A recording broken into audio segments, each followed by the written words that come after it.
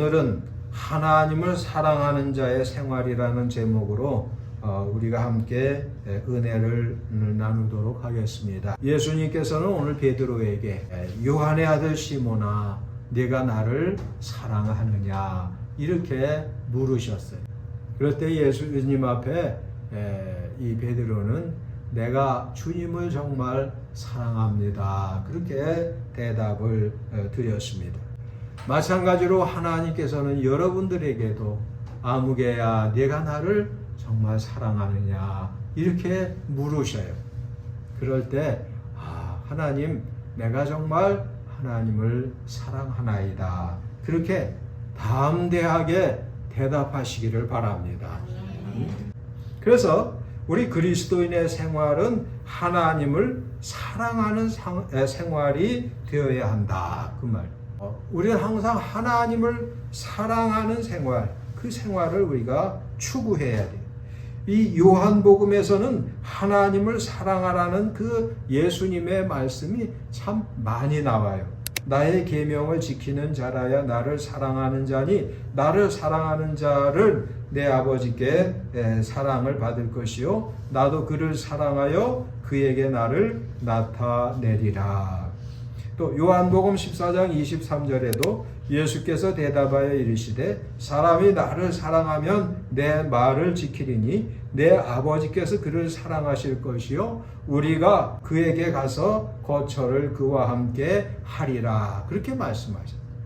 그러니까 하나님께서는요 우리에게 이렇게 하나님을 사랑하는 것이 무엇이냐, 그 명제가 뭐냐면 내 말과 내 계명을 지키는 것이다, 그렇게 말씀하셨어요. 하나님을 사랑한다는 것은 우리가 감정적으로 마음으로 하나님을 그 사랑하는 마음, 또 우리의 그 의지를 가지고 하나님의 뜻에 순종하는 것, 그것이 곧 하나님을 사랑하는 것이다 라는 것을 예수님은 말씀하셨어요. 그러니까 이 사랑이라고 하는 것은 정신적이고 감정적인 영역의 그러한 그 활동만이 아니라 우리의 몸과 마음과 생활을 통해서 하나님의 뜻을 따르는 것, 그것이 곧 하나님을 사랑하는 거예요.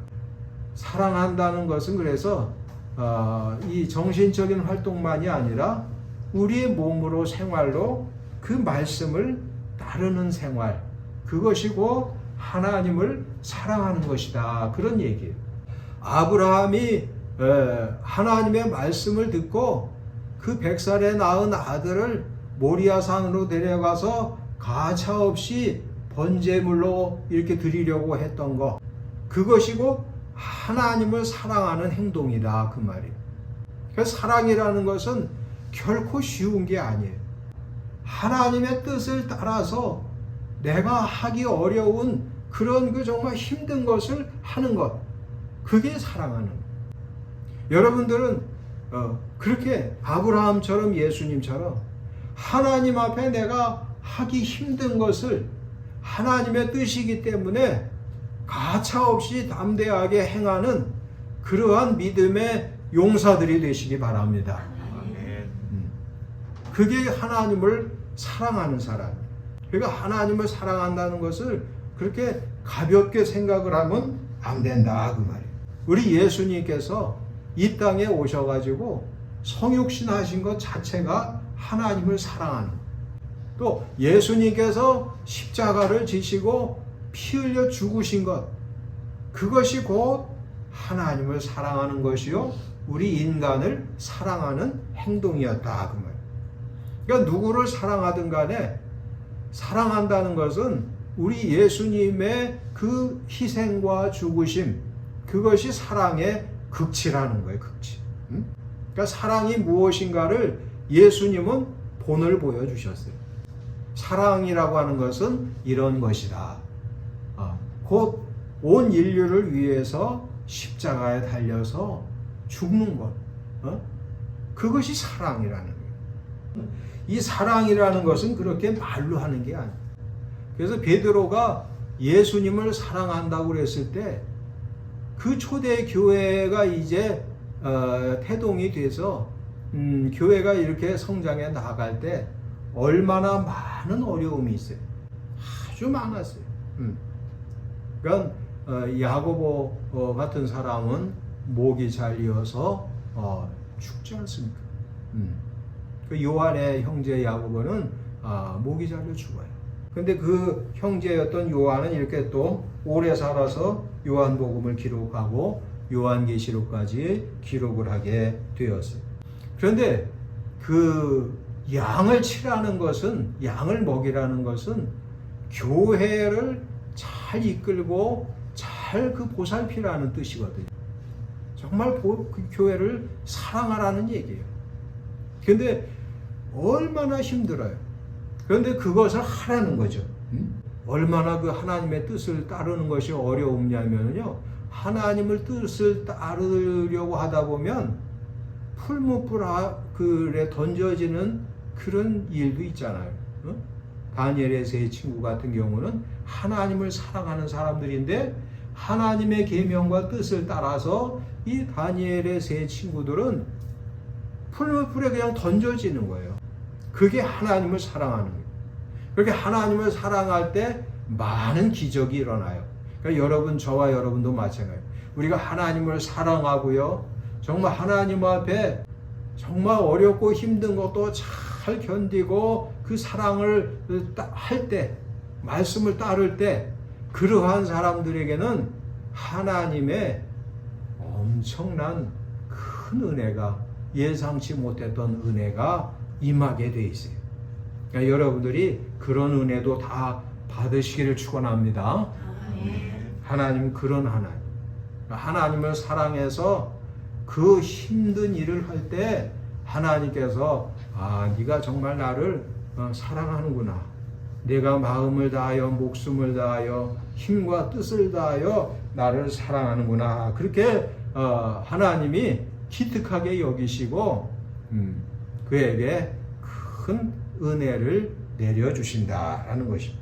요한복음 15장 10절에 가서 보면 예수님께서 우리에게 본을 보이셨어요.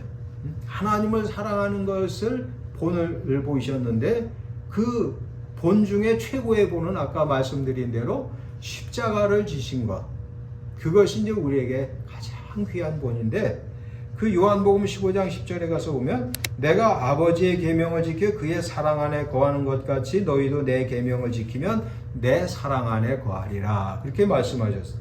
그래서 하나님의 사랑을 받는 방법이 있어요. 예수님이 그 주신 말씀 안에 사랑을 받는 방법이 있어요. 그것은 곧 계명을 지키는 것이다. 그 말씀과 뜻을 따르는 것이다. 그런 뜻입니다. 그러니까 우리가 하나님의 뜻을 따르게 되면은요, 하나님께서 얼마나 기뻐하시는지. 그래서 하나님의 뜻을 따르는 자를 예수님께서는 하나님의 뜻대로 사는 사람이 내 형제요 자매요 모친이다, 그렇게 말씀하셨어요. 그러므로 하나님을 사랑하고 또 하나님의 사랑을 받는 것, 그것이 우리의 생활이 되어야 되는데, 아브라함에게 이는 내가 나의 말을 준행하였음이니라 하시면서 그 아브라함에게 온갖 복을 쏟아 부어주신다고 말씀을 하셨어요. 여러분, 이처럼 우리가 하나님의 말씀을 준행하는 것, 그것이 곧 하나님을 사랑하는 생활인데, 그러할 때 하나님께서 기뻐하신다라는 것입니다. 그래서 우리가 하나님의 말씀을 준행할 때 사도행전 5장 32절에 보면 하나님이 자기에게 순종하는 자들에게 주신 성령도 그러하니라. 그러니까 우리가 하나님의 말씀을 따라서 하나님을 사랑하는 그러한 생활을 하게 되면 성령께서 함께 하시는 거예요. 성령께서 함께. 얼마나 성령께서 함께 계시니 얼마나 기쁘겠어요.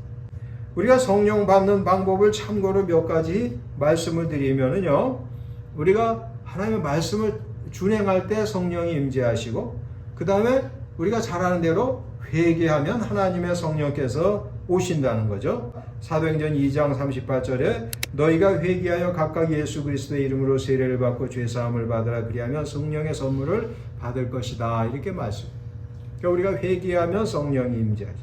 또 예배를 드리면서 말씀을 잘 들을 때 성령이 임재하시고, 여러분이 하나님 앞에 예배를 정성껏 믿음으로 드리고 말씀을 잘 듣는 게 중요해요.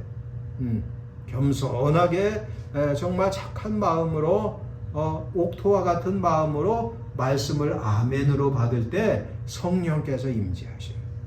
그것이 어디에 나오냐면 사도행전 10장 44절에 고넬료의 집에 가서 베드로가 설교할 때 성령이 임재하셔요.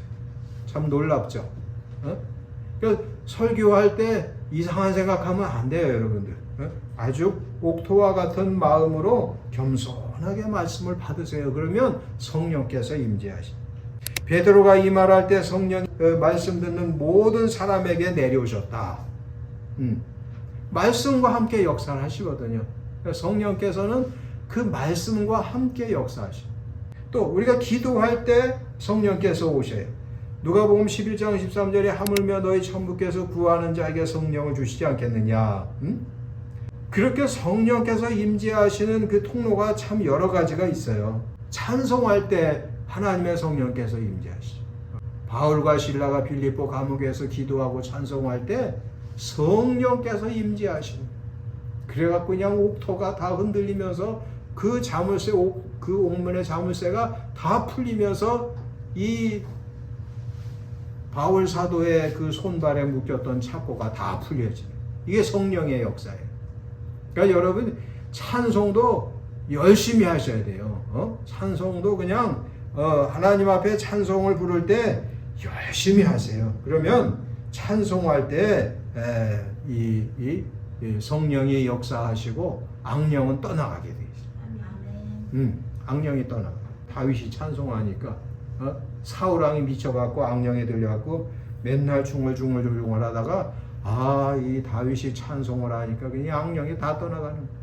성령이 역사하셔서. 네, 여러분 이 찬송의 그 위력이라고 하는 것이 어마어마해요. 저는 그 전에 청년 시절에 하나님 앞에 찬송 부르다가 회개가 터져가지고요, 얼마나 제대로 회개가 일어난지 몰라요. 굉장히 그 찬송 부르다가 회개가 터지면서 막 눈물이 쏟아지고 그러는데 기도 응답 다 받았어요. 그때 찬송 부르다가, 찬송 몇 장 부르다가 그냥 그렇게 은혜가 쏟아지더라고요. 그게 찬송하면서 하나님 앞에 기도를 했는데요, 그 기도를 하나님이 다 응답해 주시더라고요. 이야, 그게 참 이게 정말 신앙생활은 그 뜨거움이 있어야 되는구나, 그때 경험했어요. 찬송 때문에 2차 대전 때도, 세계 2차 대전 때도요, 독일군하고 프랑스군하고 싸우다가 성탄절 2부가 된 거예요. 그래가지고 이 양쪽 진영에서 오늘이 성탄절 2부지 그러면서 적을 향해서 쏠 마음이 안 생기는 거예요. 그래서 찬송을 했어. 찬송을 했어서 그래갖고 사람들이 그 부대장끼리 만났어요. 내일이 성탄절인데 우리 진짜 인도적으로 신앙적으로 하나님을 믿는 사람들은 예배를 같이 드립시다. 그래갖고요, 그 잠시 동안 그 화해가 이루어졌던 실화가 있어요. 그 찬송이 그렇게 위력이 있는 거예요. 성령께서 그렇게 강하게 역사하신다. 아무튼 하나님을 사랑하는 것은 하나님의 뜻을 따라서 행동하는 것이다. 그게 어렵죠. 하나님을 사랑한다는 것은 그렇게 어려운 거예요. 여러분들의 삶 속에 이곳이 천국이 되려면 여러분의 생활이 하나님을 사랑하고 그 뜻을 따르게 되면은요, 천국으로 바뀌어요. 우리의 이 세상에서도 하나님의 뜻을 따르면은요, 천국으로 바뀐다니까요.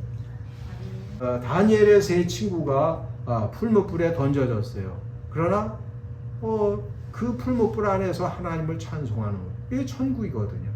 다니엘이 또 기도하다가 사자굴에 던져졌는데 또 사자들하고 같이 앉아갖고 속회 예배를 드렸느니자 그래요. 그게 천국이라고요. 그게 우리의 현재 우리의 이 세상에서의 삶이 천국이 되려면 어떻게 되느냐? 하나님을 사랑하는 거예요. 하나님을 사랑하고 그 하나님의 사랑하는 것은 하나님의 뜻을 따르는 것이다. 그러면 우리의 삶이 천국으로. 그래서 우리가 잘 아는 찬송, 초막이나 궁궐이나 내 주 예수 모신 곳이 하늘나라. 그래서 나를 향하신 하나님의 뜻이 무엇인지 기도하면서 또 알아야 돼. 하나님의 뜻을 간절히 찾고 그 뜻을 따라서 순종하세요. 그러면 하나님을 사랑하는 자가 되고 또 여러분의 삶 그 자체가 천국이 되는 거예요. 하나님을 사랑하는 데는 수고와 자기 부인이 동반되는. 물론 인간관계에서도 그렇습니다. 사랑이라고 하는 것은요, 그 쉽지가 않아요. 여기 사람이 있기 때문에 어쩔 수 없어요. 사랑으로 잘 섬기는 거, 그 하나님께서 귀히 보신다. 예수님께서는 내 양을 먹이라, 내 양을 치라. 이것이 곧 그 사랑하는 사람을 사랑하라는 말씀이에요. 한 율법사가 예수님께 선생님, 율법 중에 가장 큰 계명이 뭡니까? 그렇게 여쭈었더니 예수님께서 내 마음을 다하고 목숨을 다하고 힘과 뜻을 다하여서 주 너의 하나님을 사랑하셨으니 이것이 첫째 되고 큰 계명이요, 둘째는 또한 그와 같으니 네 이웃을 내 자신과 같이 사랑하라 하셨으니 이 두 계명이 율법과 선지자의 강령이다, 이렇게 말씀하셨습니다. 마가복음 12장 33절에 가면 마음을 다하고 지혜를 다하고 힘을 다하여 하나님을 사랑하는 것과 또 이웃을 자기 자신과 같이 사랑하는 것이 전체로 드리는 모든 번제물과 기타 제물보다 나으니이다, 이렇게 대답을 했더니 예수님께서 말씀하시기를 그가 지혜 있게 대답함을 보시고 이르시되 네가 하나님의 나라에서 멀지 않도다, 이렇게 칭찬하십니다. 이 하나님의 나라와 이 사랑과는 이건 뭐 뗄래야 뗄 수가 없는 관계다, 그 말. 하나님을 사랑하지 않고 이웃을 사랑하지 않는 사람이 어떻게 하나님 나라를 갈 수 있겠어요? 그건 안 되는 거예요. 그래서 하나님의 나라에서 멀지 않도다, 이 말씀의 의미를 생각해 보면 그렇게 하나님을 사랑하고 이웃을 사랑하는 사람은 곧 하나님 나라의 백성이다, 그런 뜻이에요. 그래서 예수님께서 너희는 먼저 그의 나라와 그의 의를 구하라 이렇게 하셨을 때도 그 내용이 바로 이거 언젠가 한 번 또 거기에 대해서 말씀을 드릴 거예요. 그러니까 하나님의 나라는 사랑의 나라다, 그렇게 여러분들이 기억하시고 사랑 충만한 사람이 가는 곳이 하나님의 나라다. 우리는 사람을 사랑하는 생활 마땅히 해야 되는데 우리의 마음이 선하지 못하거나 또 우리 다른 이들이 너무 부족해서 인간이기 때문에 사랑하지 못하는 경우는 참 많이 있어요. 우리 자체 문제, 다른 이의 문제 때문에 이 사랑을 실천하는 것은 참 어렵습니다. 그 쉽지 않은 일이에요. 고린도전서 13장 4절에 가보면 사랑은 오래 참는 거라고 그러고 온유한 것이고 시기하지 않는 것, 성내지 않는 것, 악한 것을 생각하지 않는 것, 불의를 멀리하는 것, 진리를 사랑하는 것, 모든 것을 참고 모든 것을 믿으며 모든 것을 바라며 모든 것을 견디는 것이다, 이렇게 사랑에 대한 명제를 이야기하고 있습니다. 우리가 만나는 사람들 또 우리 집에 오는 사람들을 보면은요, 부부간에 화목하고 사랑하는 부부가 있는가 하면 집에 들어오기도 전에 우선 한바탕 싸우고 오는 사람들이 있어요. 아무튼 이 사랑하지 않는다는 게 얼마나 그게 안타까운지 몰라요. 여러분, 우리는 하나님의 목전에서 이웃을 사랑함으로 하나님을 기쁘시게 해드리고 사람들에게 그리스도인의 향기를 나타내면서 우리가 살아야 하겠습니다. 기도하겠습니다. 은혜로우시고 자비로우신 아버지 하나님, 오늘 주신 말씀과 같이 우리 예수님께서 십자가를 지심으로 하나님을 사랑하시고 우리 인류를 사랑하신 그 사랑을 증거하심과 같이 우리도 하나님의 뜻을 따름으로 하나님을 사랑하고 이웃을 사랑하는 저희들의 삶이 되게 도와주시옵소서. 예수님의 귀하신 이름으로 기도하옵나이다. 아멘.